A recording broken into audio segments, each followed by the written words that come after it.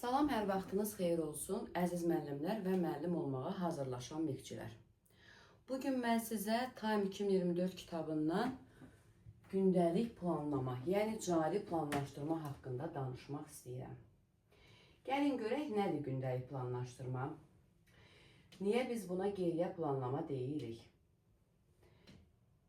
Gündəlik planlaşdırma bizim akademik dərs saatına girmək üçün etdiyimiz planlaşdırmadır. Yəni bugün dərsim var, bugün üçün etdiyim planlaşdırma adlanır gündəlik planlaşdırma. Buna cari planlaşdırma da deyirik. Bu planlaşdırmaya nəticədən planlama və yaxud da geriyə planlama deyilir. Nədir nəticədən planlama? Bir dənə diqqətlə baxın. Biz gündəlik planlamamızda birinci təlim nəticəsini yazırıq, düzdürmü? İlk olaraq təlim nəticəsini yazırıq, düzdürmü? Və onun ardıca qiymətləndirmə meyarını yazırıq. Qiymətləndirmə meyarını yazırıq. Sonra isə fəaliyyətimizi qururuq. Amma əslində biz təlim nəticəsinə nə vaxt çatırıq? Dərsin sonunda. Görürsünüz? Bax, bura yazıb dərsin sonu. Təlim nəticəsinə biz dərsin sonunda çatırıq. Düzdürmü? Amma təlim nəticəsini dərsin əvvəlindən şagirdlərə elan edirik. Əvvəlcədən yazırıq və səhərsi gün şagirdlərə elan edirik. Lövhəyə yazmalıyıq. Ümumiyyətlə, dərsin əvvəlindən sonuna qədər təlim nəticəsi şagirdlərin göz önündə olmalıdır. Lövhədə yaza bilərik, hər hansı bir kağızdan yazıb divardan asa da bilərik və s. Görürsünüzmü? Biz birinci fəaliyyətimizi qururuq əslində. Sonra qiymətləndirmə aparırıq və təlim nəticəsinə çatırıq. Amma planlamamızı quranda nə edirik? Birinci nəticəmizi yazırıq, sonra qiymətləndirmə meyarımızı yazırıq, ən sonunda fəaliyyətimizi yazırıq. Halbuki, bunlar bizim ən sonunda çatmalı olduğumuz işlərdir. Ona görə də buna deyirik geriyə planlama. Bəzi kitablarda isə, testlərdə, kitablarda isə buna nə deyirlər? Nəticədən planlama da deyirlər. Görürsünüz, burada yazılıb nəticədən planlama. Ümumiyyətlə, gəlin görək gündəlik planlaşdırma nə üçündür? Baxın, nəticədən planlama zamanı əsas 3 məqam diqqət mərkəzində olmalıdır. Təlim nəticəsi, qiymətləndirmə və öyrənmə fəaliyyəti. Təlim nəticəsi şagirdlərin sonunda hansı bilik və bacarığa çatmalı olduğunun əvvəlcədən müəyyənləşdirilməsidir. Hardan çıxardılır? Alt standartdan çıxardılır. Yeni çərçivə sənədinə əsasən bilirsiniz ki, təlim nəticəsi alt standartın özü də təlim nəticəsi kimi yazıla bilər. Əvvəllər buna icazə verilmirdi, amma son çərçivə sənədində deyilir ki, alt standartlar o qədər sadələşdirilib ki, artıq onlar təlim nəticəsi kimi yazıla bilərlər. Deməli, təlim nəticəsi dərsin sonunda şagirdlərin hansı bilik və bacarığa çatmalı olduqlarını əvvəlcədən müəyyənləşdirilməsidir. Qiymətləndirmə isə şagirdlərin təlim nəticəsinə nə dərəcədə çatıb, çatmadığını müəyyənləşdirən nədir? Qiymətləndirmədir və şagirdləri olduğu yerdən olmalı olduğu yerə aparan qiymətləndirmədir. Burada söhbət formativ qiymətləndirmədən gedir, əlbəttə ki, cari planlaşmadan danışırıqsa. Öyrənmə fəaliyyəti isə müəllimin bütün təlim strategiyaları. Bura aiddir müəllimin bütün fəaliyyəti, tapşırıqlar, iş forması, iş üsulları, hansı metodlardan istifadə etmək, öyrənmə mühitinin qurulması və s. resurslar, hər bir şey öyrənmə fəaliyyətində nə edir? Öz əksini tapır. Ümumiyyətlə, gündəlik planlaşdırılmaq müəllimin dərsi daha effektiv, daha axıcı keçməsi üçün çox önəmli bir məsələdir. Çünki müəllim dərsini planlaşdıranda əvvəlcədən o dərs vaxtı heç bir vaxt itkisinə əlavə bir xaotik səs-küyə şərait yaranmır və hər şey axıcı və sistemli davam edir. Amma planlaşmamız olmayanda əlbəttə ki, dərsimiz effektiv olmur. Çünki bizim planlaşdırmamız bizə nə edir? Bələdçi rolunu oynayır. Baxın, bax bu bələdçi sözünü də mütləq yadımıza saxlayırıq ki, bizim gündəlik planlamamız, yəni cari planlamamız bizə bələdçi rolunu oynayır. Yaxşı, gündəlik planlamada öz əksini tapan məsələlər hansılardır? Gəlin görək gündəlik planlamada öz əksini tapan məsələlər hansılardır? Aha. Baxın, öz əksini nələr tapmalıdır gündəlik planlamada? Baxın, bu hissə bizə çox önəmlidir. Gündəlik planlamada nələr öz əksini tapmalıdır? Reallaşdırılması nəzərdə tutulan alt standartlar, mövzu, dərsin məqsədi, yəni təlim nəticəsi, Məqsədlə təlim nəticəsi eyni şey. Dərsin məqsədinə uyğun qiymətləndirmə meyarları, qiymətləndirmə metod və vasitələri, dərsin məqsədinə uyğun öyrənmə fəaliyyəti. Burada forma, iş üsulu, iş forması və s. bir də resurslar. Bax, bunlar cari planlamamızda nə etməlidir? Öz əksini tapmalıdır. Bəs gəlin görək qiymətləndirmənin özü nədir? Qiymətləndirmə burada formativ qiymətləndirmədən söhbət gedir. Burada müəllim şagirdin dərsin məqsədinə çatıb çatmadığını, təlim nəticəsinə nail olub olmadığını neyir, necə ölçə biləcəyini yazır. Əlbəttə ki, qiymətləndirmə meyarlarla həyata keçirilir. Bu meyarlar isə təlim nəticəsindən çıxarılır. Alt standartdan təlim nəticəsi, meyarlar isə təlim nəticəsindən çıxarılır. Aha, yaxşı. Qiymətləndirmə meyarları düzgün olmalıdır. Çünki qiymətləndirmə meyarları düzgün tərtib edilmədikdə, başa düşən olmadıqda, bu zaman şagirdlər nəyi qiymətləndirəcəyini başa düşmədiyinə görə fəaliyyətlərini düzgün neynəmirlər, qura bilmirlər. Ona görə də şagirdlər mütləq neynəməlidir, qiymətləndirməsi düzgün olmalıdır. Məsələn, tutaq ki, mən şagirdlərə bir esse vermişəm yazmağa və bu esseni durğu işarələrinə əsasən qiymətləndirməliyəm. Meyarım durğu işarələrinin düzgün yerləşdirilməsi ilə bağlıdır. Amma şagirdlərə bu haqda məlumat vermirəm. Şagirdlər daha çox essenin məzmununa fikir verirlər. Qrammatik cəhətdən yazılışa fikir vermirlər, durğu işarələrine fikir vermirlər. Amma qiymətləndirmə meyarı əvvəlcədən veriləndə artıq şagirdlər başa düşürlər ki, onlar essenin sonunda durğu işarələrini düzgün harda düzgün qoyulub qoymamasına görə qiymətləndiriləcəklər. Ona görə də onlar diqqəti o istiqamətə neynirlər, yönəldirlər. Öyrənmə fəaliyyəti isə bunun təlimlə, ümumiyyətlə bizim cari planlaşdırmada gördüyümüz bütün bütün fəaliyyətimiz, hər bir şeyimiz təlim nəticəsinin reallaşdırılmasına xidmət edir. İstəyir qiymətləndirmə meyarı olsun, istəyir öyrənmə fəaliyyəti olsun, resurslarımız olsun, refleksiyamız olsun, motivasiyamız olsun, hər bir fəaliyyətimiz təlim nəticəsinin reallaşdırılmasına neynir? Xidmət edir. Öyrənmə fəaliyyəti də təlim nəticələrinə çatmaq üçün görülən işlərdən söhbət gedir. Burada öyrənmə fəaliyyəti deyəndə, burada müəllim dərsə hansı iş formasını görəcək, yəni qrupla mı olacaq, cütlərlə mi olacaq, fərdi mi olacaq, hansı iş üsulundan istifadə edəcək kimi qərarlar verir. Eyni zamanda təlim nəticəsinə çatmaq üçün müəyyən tapşırıqlar və s. Burada müəllim öz strategiyası istifadə edir. Ümumiyyətlə biz təhsil verən hüquqlarında keçmişdik ki, müəllimin dərsin metodunu, üsulunu, iş formasını, vasitələrini, strategiyasını seçmək müəllimin öz hüququdur və istədiyi kimi nə edə bilər, seçə bilər. Gəlin keçək təlim nəticəsinə. Əsas bugünkü dərsimiz bizim gündəlik təlim nəticəsidir. Gəlin görək təlim nəticəsi nədir? Təlim nəticəsi, bayaq dedik, əvvəlcədən şagirdlərin çatmalı olduğu məsələlərin əvvəlcədən müəyyənləşdirilməsidir. Şagirdlərin nəyi öyrənməli, hansı bacarıqlara yiyələnməli olduğunun əvvəlcədən şagirdlərə elan edilməsidir. Təlim nəticəsinin bildirilməsi şagirdin fəaliyyətini məqsəd yönlü eləyir, şagirdin fəaliyyətini effektiv və necə eləyir? Səmərəli eləyir. Təlim nəticələri zamanı biz statik feillərdən istifadə edə bilmərik. Təlim nəticəsi zamanı Bloom taksonomiyasının feillərindən, dinamik feillərdən istifadə edilməsi məqsədə uyğundur, yəni hərəkətli feillərdən. Statik feillərə bir neçə nümunə göstərəcəm. Məsələn, bilir, əzbərləyir, təkrarlayır, oxuyur, öyrənir. Bu cür feillərdən istifadə etmək olmaz. Dinamik feillər nədir? Nümayiş etdirir, müəyyənləşdirir, fərqləndirir, şərh edir, təqdimat hazırlayır, cədvəl hazırlayır. Bunlar nədir? Bunlar dinamik feillərdir. Çünki elə feillər olmalıdır ki, orada həm şagirdin biliyi, həm də bacarığı qiymətləndirilə bilməlidir. Keçdik, təlim nəticəsi müəllimin fəaliyyətinə yönəlməməlidir. Baxın bu cədvəldə. Burada həm müəllimin, həm şagirdin fəaliyyətinə yönəlik təlim nəticəsi verilir.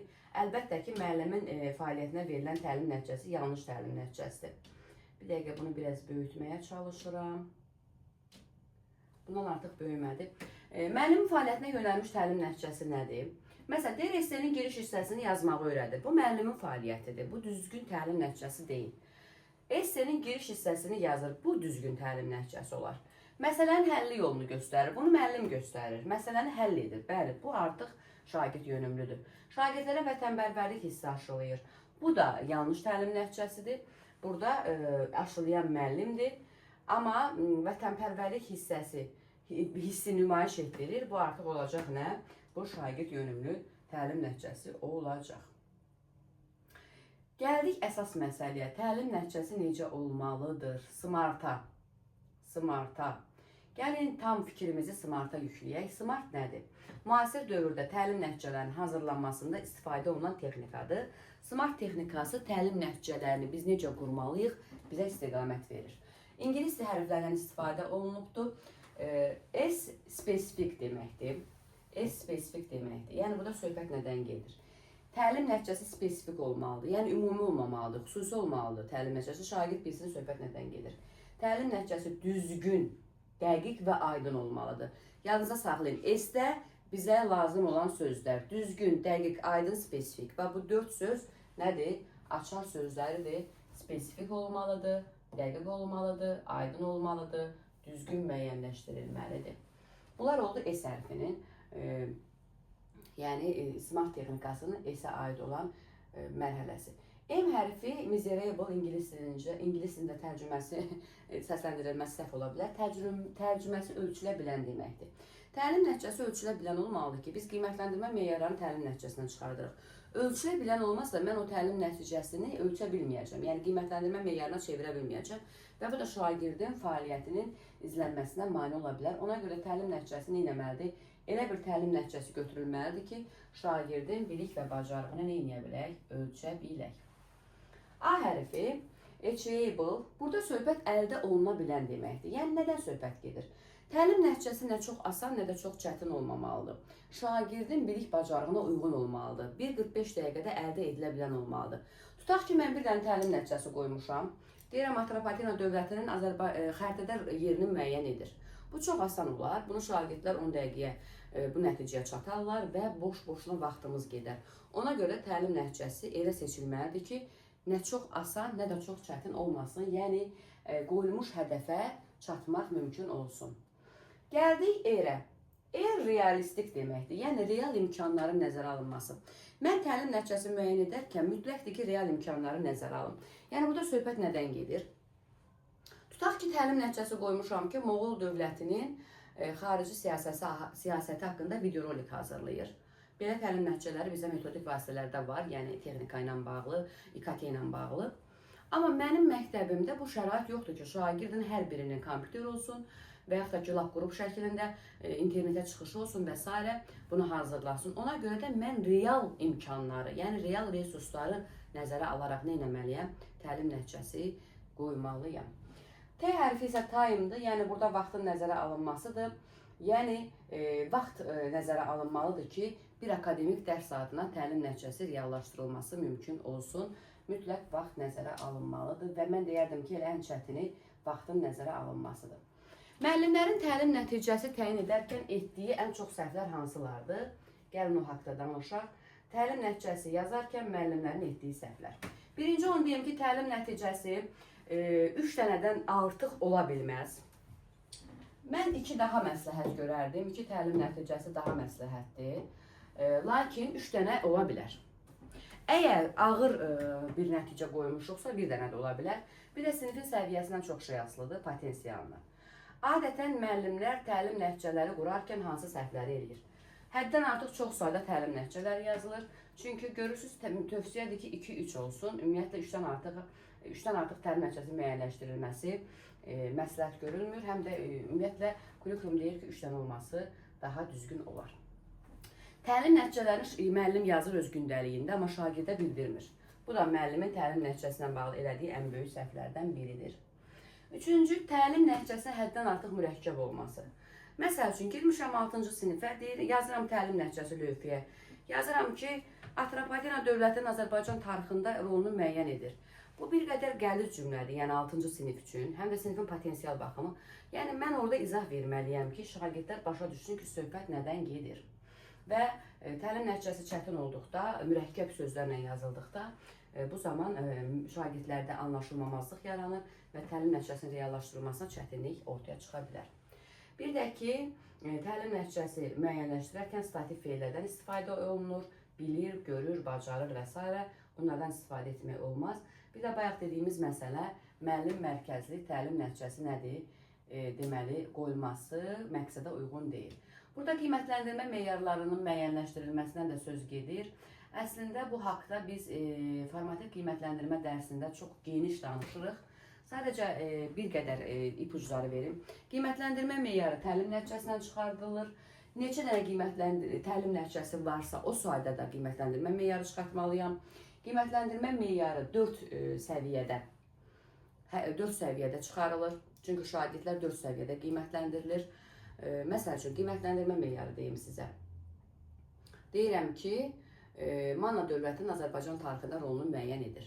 Bunu 4 səviyyədə gəlin çıxardaq. 4 səviyyədə çıxardaq. Manna dövlətinin Azərbaycan tarixində rolunu sərbəst müəyyən edir. Bu neçənci səviyyə oldu? Bu oldu 4-cü səviyyə. Rolunu sərbəst müəyyən etdi şagird. Bu oldu 4-cü səviyyə. Sonra deyirik ki, Manna dövlətinin Azərbaycan tarixində rolunu müəyyən edərkən sadə səhvlərə yol verir və yaxud da ki, cüzi səhvlərə yol verir. Bir qədər çətinlik çəkir və s. Yox, çətinlik çəkir adətən 3-cü səviyyə olmaz. Çətinlik çəkir, olar 2-ci səviyyə. Aha, 2-ci səviyyədə belə deyə bilərik ki, Manna dövlətinin Azərbaycan tarixində rolunu müəyyən edərkən müəllimin yönəldici suallarından istifadə edir. Yəni, tam özü sərbəst müəyyən edə bilmir. Gərək müəllim ona yönəldici suallar versin ki, o onu müəyyənləşdirsin. 4-cü səviyyədə isə, 4-cü deyirəm, 1-ci səviyyədə isə deyirik ki, Manna dövlətinin Azərbaycan tarixində rolunu müəyyən edərkən ciddi səhvlərə yol verir və yaxud da ki, çətinlik çəkir. Müəyyən etməkdə çətinlik çəkir. Ciddi səhvlərə yol verir kimi nə edərik? Qiymətləndirmə meyarları qoyarıq. Qiymətləndirmə meyarları da eynən təlim nəticəsi kimi ölçülə bilən olmalıdır. Uyğunluq prinsipi gözlənilməlidir. Uyğunluq bilir sizə nədir? Yəni, mövzuya uyğun olmalıdır. Mən tutaq ki, keçmişəm Mannanı, şagirdlərə götürüb salıram Atropatenadan qiymətləndirmə meyarı, yəni olmaz mövzuya uyğun. Və yaxud da ki, keçmişəm hansısa dövlətin xarici siyasətin, amma şagirdə salıram dövlətin mədəniyyətindən. Yəni, keçdiyimiz mövzuya uyğun olmalıdır. Buna deyirik, uyğunluq prinsipi olmalıdır. Aydın olmalıdır, başa düşülən olmalıdır, spesifik olmalıdır. Ümumiyyətlə, qiymətləndirməmizin effektiv aparılmasını istəyiriksə, mütləq bizim qiymətləndirmə meyarlarımız effektiv olmalıdır, ölçülə bilən olmalıdır. Sonra, yəni qiymətləndirmə haqqında çox geniş danışacağıq, amma bugün bir qədər qısa danışdım. Əsas bugünkü dərsimiz nədir? Geriyə planlaşdırmadır. Meyarlar ümumiyyətlə əvvəlcədən şagirdlərə bildirilməlidir. Çünki şagirdlər meyarları bilmədikdə fəaliyyətlərini meyarlara uyğun nə etmirlər? Qurmurlar. Çünki görsün nə deyir, şagirdlər öyrənmə prosesinin əvvəlində meyarları bilməlidirlər. Çünki şagirdlər dərs zamanı necə qiymətləndirəcəkləri ilə bağlı məlumatlı olmalıdırlar ki, istiqamətlərini də şüurlu şəkildə o istiqamətə qursunlar, fəaliyyətləri ona doğru getsin. Məsəl üçün, tutaq ki, mən Atropatena dövləti haqqında dərs vermişəm, amma mənim təlim nəticəm Atropatena dövlətinin Azərbaycan tarixində rolunu müəyyən edirdi. Amma uşaqlara qrup işinə bölmüşəm və tapşırıq vermişəm. Uşaqlar təlim nəticəsini bilmirlər. Ona görə də onlar daha çox dövlətin yaranması, dövlətin ərazisi, hökmdarları və s. məsələlərə daha çox diqqət ayırırlar, amma dövlətin rolu qalır kənarda. Amma qiymətləndirmə meyarları əvvəlcədən şagirdlərə verildikdə, şagirdlər məsələyə daha şüurlu, daha məntiqli yanaşırlar və hansı istiqamətdə iş görəcəklərini, müəllimlərin onu hansı bilik və bacarıqlarına görə qiymətləndirəcəklərini əvvəlcədən bildiklərinə görə onların fəaliyyəti daha effektiv olur. Dərsimiz bu qədər. Çalışıram dərsləri çox uzun-uzad danışmayım, qısa olsun ki, yorucu olmasın. Əlavə fikirləriniz varsa, başa düşmədiyiniz çətinliyiniz varsa, rəy bölməsində zəhmət olmasa fikirlərinizi bildirərsiniz. Diqqətinizə görə təşəkkür edirəm.